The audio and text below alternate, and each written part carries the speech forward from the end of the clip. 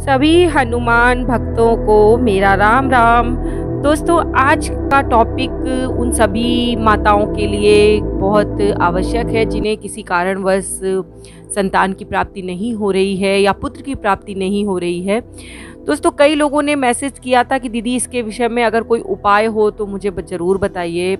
हम बहुत परेशान हैं, काफ़ी समय से हमारा इलाज भी चल रहा है और उसके बावजूद भी हम गर्भधारण नहीं कर पा रहे हैं। तो दोस्तों, सबसे पहले आप जान लीजिए कि संतान प्राप्ति ना होने के क्या कारण होते हैं। ज्योतिष के अनुसार भी कई कारण होते हैं। सबसे पहले, अगर आपके शरीर में कोई प्रॉब्लम है, शारीरिक आपको कोई कमी है, तो आपको डॉक्टर से राय लेनी चाहिए। उसमें हिचकिचाना नहीं चाहिए।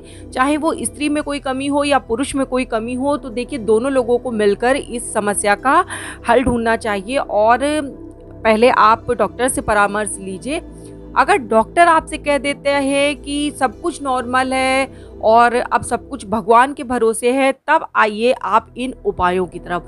क्योंकि जब तक आप शरीर से अपने प्रॉब्लम का कारण नहीं जानेंगे और उसके विषय में इलाज नहीं करेंगे, तो चाहे आप कितनी भी चीज़ें और करते रहें, पूरी तरीके से आपको लाभ नहीं मिलेगा।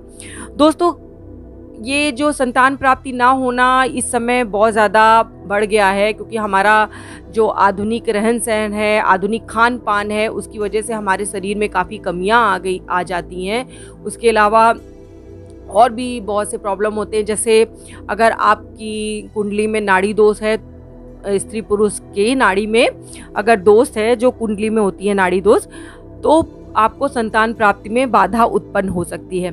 इसके अलावा अगर आप अपने घर में इस बात का पता लगाइए कि कहीं आपके घर में पितृदोष तो नहीं, क्योंकि पितृदोष जो होता है वो भी बहुत बड़ा कारण होता है कि आपको संतान की प्राप्ति नहीं होने पाती है।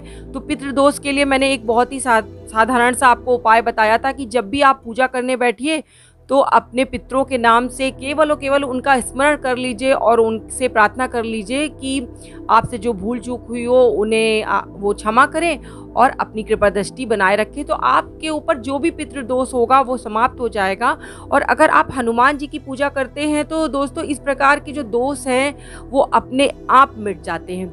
एक दोस्तों उपाय और भी है। लोग कहते हैं कि गोपाल सहस्त्र नाम का पाठ करना चाहिए। बहुत ही कारगर उपाय है। अगर आपने नहीं किया है तो इसको करके देखिए।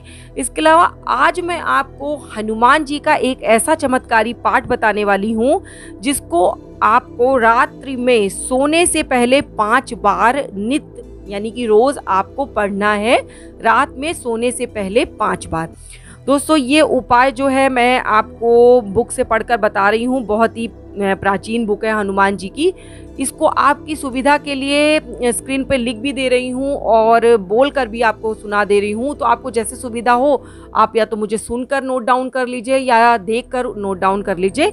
और रात में सोने से पहले आपको 5 बार इस पाठ को करना है। तो पाठ है: मंगल मूर्ति मारुति नंदन, सकल अमंगल मूल निकंदन। कौन सो काज कठिन जग माही, जो होए तात तुम पाही। कहा रीचपति सुन हनुमाना, का चुप साध रहा बलवाना। पवन तनय बल पवन समाना, बुद्धि विवेक विज्ञान निधाना। कोमल चित कृपालु रघुराई, कपि के हेतु धरी निधुराई। जो प्रसन्न मोह पर मुनिराई, पुत्र देव बल में अधिकाई। जवहि पवन सुत यह सुधि पाई, चले हृदय सुमिरि रघुराई। राम कीन चाहे सोई होई, करे अन्यथा अस नहीं कोई। पूर्वों में अभिलाष तुम्हारा, सत्य सत्य प्रण सत्य हमारा। जय विधि प्रभु संपन्न मन होई, करुणा सागर कीजे सोई। चरण कमल बंदो तिन कोरे, पूर्वहु सकल मनोरथ मोरे। देख प्रीति सुनि वचन अमोले, एवं मस्तु करुणा निधि बोले। दशरथ पुत्र जन्म सुनि काना, मानव ब्रह्मानंद समाना। जाकर नाम सुनत शुभ होई, मोरे गृह आवो प्रभु सोई। प्रभु की कृपा भयो सब काजू, जन्म हमार सुफल भयो आजू। दोस्तों, ये पाठ आपको रात में सोने से पहले 5 बार पढ़ना है। दूसरा ये है कि इसे कोई भी पढ़ सकता है, पति भी पढ़े तो भी अच्छा होगा, पत्नी भी पढ़े तो अच्छा होगा। अगर दोनों लोग पढ़ते हैं तो डबल आपको इसका फ़ायदा मिलेगा। और इसको करने से पहले दोस्तों एक बात को हमेशा ध्यान में रखिएगा, आपको विश्वास बहुत ज़रूरी है। अगर विश्वास नहीं होगा तो काम आपका सफल नहीं होगा। विश्वास के साथ बाबा पर पूरा भरोसा रखते हुए बाबा के ऊपर अपने आप को पूरी तरीके से छोड़ दीजिए कि बाबा मैं सब तरीके से अब हार चुकी हूँ, मुझे आप ही अब संतान सुख की प्राप्ति करा सकते हैं। मैं नहीं जानता या नहीं जानती कि ये कैसे होगा, पर होगा और ज़रूर होगा, मुझे आप पर पूरा विश्वास है।